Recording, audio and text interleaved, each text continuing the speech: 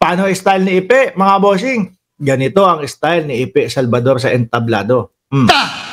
Oh, Ito na lang ang hindi ko nagagawa. nako! Galit po. Parang action star lang, mga bossing. Oh, parang action star lang ho si Kuya Ipe, mga kababayan. Game. Atras nating onte. Ang huling bugso ng aking hininga. Nako This po. is my last hora. Hoy! Saglit lang, no? Mabubuhay ka pa ng mahaba. Dahan-dahan lang. Bakit ganun yung kanilang kandidatura? Laging merong hanggang sa huling bugso ng aking hininga. Gagawin ko. No. Ay pagtatanggol lang naman yan ang dating Pangulong Duterte. Di ho? Oh. Sabi ni Jose, Dionisio, layo nung dalawa kay Pacquiao. Totoo ho, sir, di ba? No, eto si si Ipe. Mga kababayan. O, galit. Ang huling bugso ng aking hininga. This is my last hora. Oh, ano? Nagawa ko na lahat bilang artista. Okay. Nagawa na ang lahat bilang artista. Ano ibig sabihin nun? Senador naman. Ang isusunod mo? Diyos ko po. Hindi porkit lahat po, nagawa natin. Doon sa tinahak natin nung una, ibig sabihin, itong susunod na step, kakayanin. May hangganan naman po, no? Philip Salvador. Hindi lahat. Pwede. Ito na lang ang hindi ko nagagawa. Umarte dyan sa entablado. Kasi sa pag-aartista, laging may camera. Ang makapagbigay ng tamang serbisyo sa sambayanang Pilipino. Wow, maganda yung sinabi. Gusto namin marinig kung ano ang ibig mong sabihin na makapagbigay ng tamang serbisyo. Gusto namin marinig. Kung baga, ano yung plano mo, ano yung solusyon mo para sa Pilipinas. Gusto namin marinig yun. Kaya lang, parang hanggang doon lang ho. Parang okay na yun. Basta sinabi ko, gusto kong makapagbigay ng tamang serbisyo, gusto kong serbisyo sa mamamayang Pilipino, okay na yun. No? Pag na nating explain, baka wala naman kasi. At walang makakapigil sa akin yan! Oy, naku mo! Nandiyan na si Ma'am Aba. No, Ma'am Aba, wala daw makakapigil sa kanya. Kaya mo ba tong pigilan? Nalimutan mo rin daw magbigay ng pera kay Chris para sa anak mo. Naku, saludo kay Chris Aquino. Biruin mo, itinaguyod yung kanyang anak, nang hindi kinakailangan. Nung kagaya ni Ipe. Kaya nyo bang pigilan to? Wala daw makakapigil sa kanya.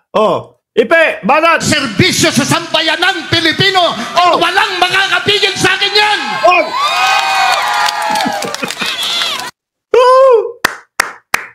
DDS! Isang ang kasulad. Suled! Suled! Duterte! Duterte! Sumisigaw si Ipe. Kailangan sumigaw din tayo. Bring him home! Bring him home! Lagi na lang bang ganyan? Artihan na lang ba talaga lagi? Ang panlaban? Di ba? No? At walang makakapigil sa atin. Galit. Gusto ko yung part na yun, no? Yung tipo bang doon sa kanyang mga pelikula. Si Kian, nakikisulit. Ang makapagbigay ng tamang serbisyo sa sambayanang Pilipino. At walang makakapigil sa akin yan!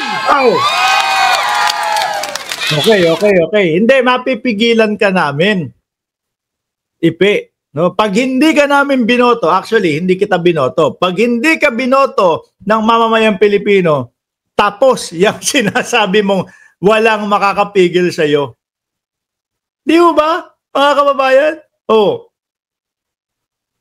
Kahit ano pang sabihin mo na gusto mong mag-serbisyo sa mamamayang Pilipino, pag hindi ka ibinoto, pag hindi umabot ng 10 milyones yung boto mo, sorry.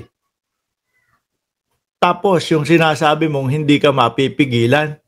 Natatawa tuloy sa'yo si Chi. Sabi ni Mishi, Baka madagdagan pa ang mga panganay niyan, sabi ni Mishi Cruz. Oh. Sabi ni Emelisa Rita, Jean Haji, ipal lang ang mga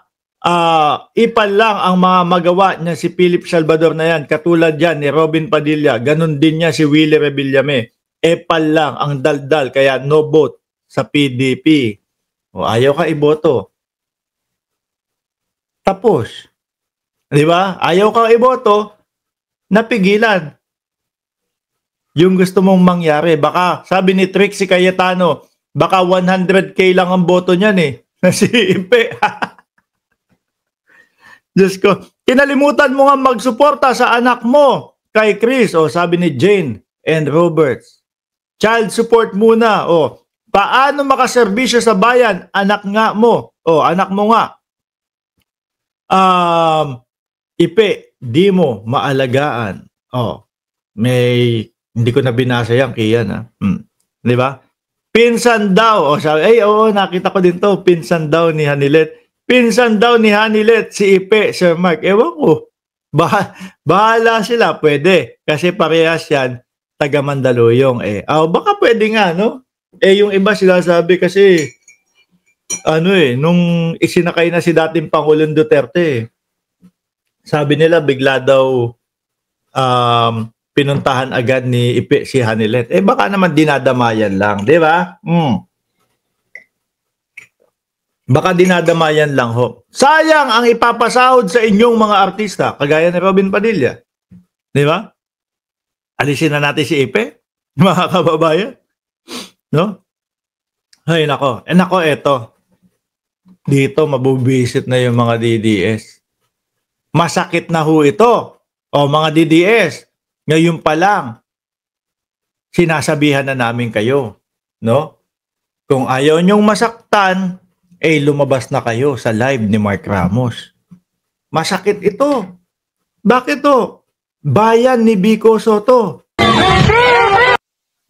Nako po, aray ko.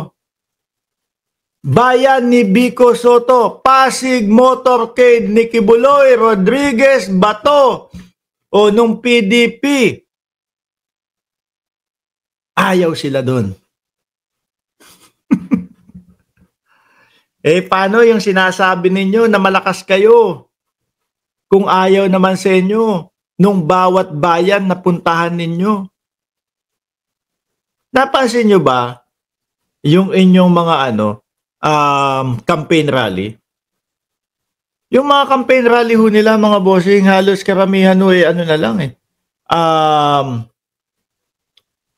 yung campaign rally nila, halos karamihan na lang po, mga basketball court na lang po. Mga kalahati ng basketball court ho, mga bossing.